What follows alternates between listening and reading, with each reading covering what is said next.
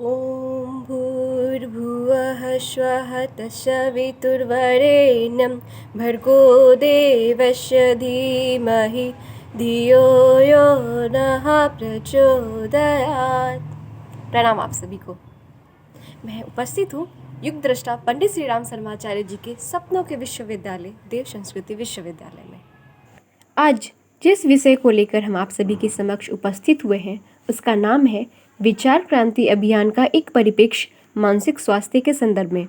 आज पूरा विश्व मानसिक स्वास्थ्य दिवस सप्ताह और इसे माह के रूप में मना रहा है। हमारे मनोविज्ञान विभाग ने इसे माह के रूप में मनाने का निर्णय किया था, जिसका आज समापन हमारे आदरणीय प्रतिकुलपति महोदय डॉक्टर चिन्मय सर के अद्भुत मार्गदर्शन में हुआ।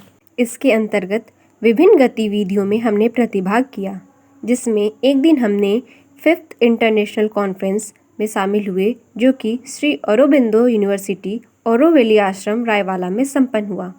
वहाँ हमारी ही एलुमनाई ने उसे कंडक्ट कराया और वो लगातार पूरे विश्व भर के लोगों और साइकोलॉजिस्ट के साथ मिलकर इंडियन सिस्टम के ऊपर रिसर्च किए जा रहे हैं और अपना अद्भुत योगदान दे रहे हैं। हमने सनराइज मेडिटेशन भी किया, दीप यज्ञ किया, हैंड प्रिंटिंग किया, बहुत सारे क्रिएटिविटी किए।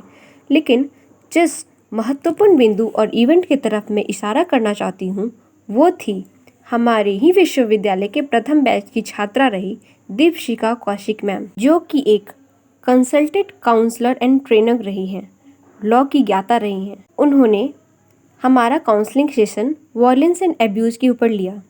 वो हेड एंड प्रोटेक्शन ऑफिसर रही हैं और national helpline number Jagori new Delhi में अपना अद्भुत काम किया है और बहुत सारे केसेस को डील किया है।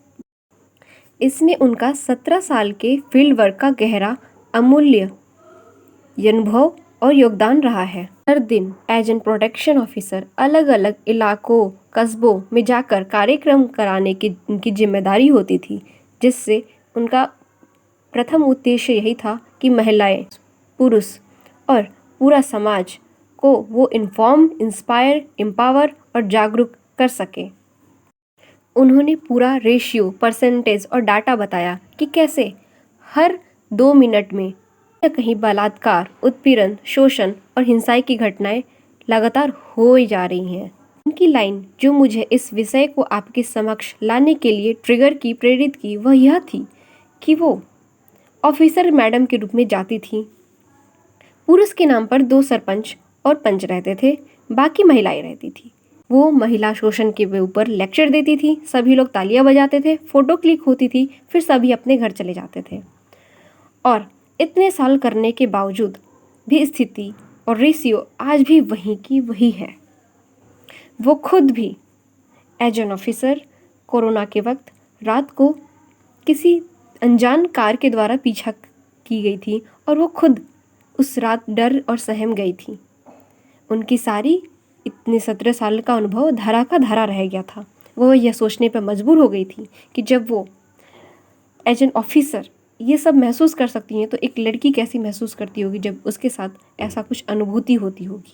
इसी तरह मैंने खुद भी यह अनुभव किया कि WHO ने 1992 से वर्ल्ड मेंटल हेल्थ डे मनाने की पहल की है, पर इसकी तरफ ध्यान दिया हमारे परम पूज्य गुरुदेव ने, हमारे भारतीय संस्कृति ने। कितने वर्ष पहले ही युग दृष्टा ने इसकी शुरुआत 1939 से ही अखंड ज्योति पत्रिका के माध्यम से कर दिया था।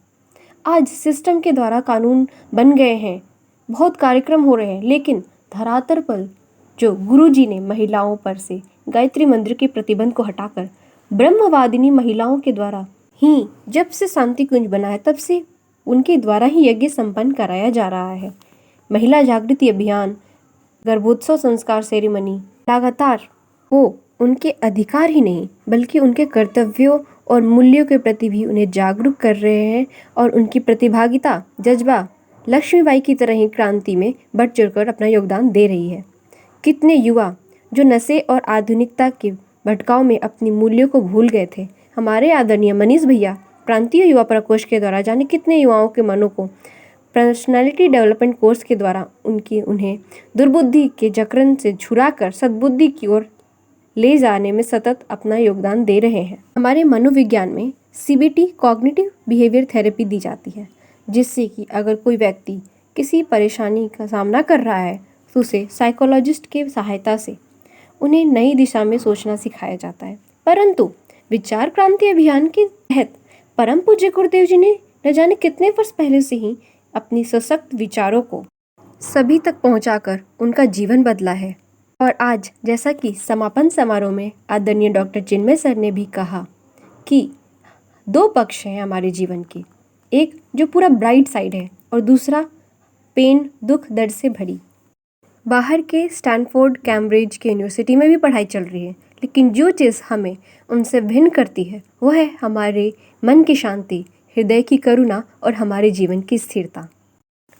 इस पूरी अभिव्यक्ति के सारांश के रूप में मैं यही कहना चाहती हूँ कि हम वेस्टर्न कल्चर और बाहरी आकर्षण की तरफ से अपना ध्यान अपने भारतीय संस्कृति की महत्ता को समझें और परम पूज्य गुरुदेव के सशक्त विचारों को लगातार चिंतन मनन और अपने आसपास के लोगों के साथ इस प्राण प्रवाह को पहुंचाने में अपना अमूल्य योगदान करें, क्योंकि हमारे मन की शांति की जिम्मेदारी WHO या किसी एक्सटर्नल ऑफिसर की नहीं है, हमारी स्वयं की है, क्योंकि हम अपने भाग्य के निर्माता स्वयं हैं।